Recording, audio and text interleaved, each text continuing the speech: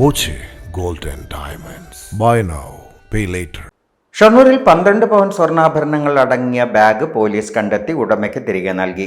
Eranad express തീവണ്ടിയിലെ യാത്രക്കാരൻ മറന്നുവെച്ച ബാഗാണ് railway police കണ്ടെത്തി തിരികെ നൽകിയത്.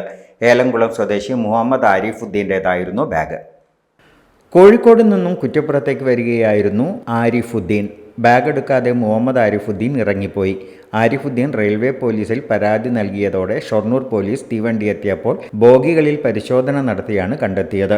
മുഹമ്മദ് ആരിഫുദ്ദീൻ്റെ ഭാര്യയുടെ 12 പവൻ സ്വർണ്ണാഭരണമാണ് ഷോൾഡർ ബാഗിലുണ്ടായിരുന്നതെന്ന് പോലീസ് പറയുന്നു. Railway police ASI Janil, P Joseph, Muhammad Latheef, VK Shyam എന്നിവരടങ്ങിയ സംഘമാണ് ബാഗ് കണ്ടെത്തി നൽകിയത്.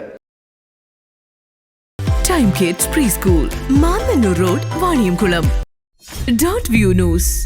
കാഴ്ചകളാണ് ലോകം, കണ്ടു തുടങ്ങുക.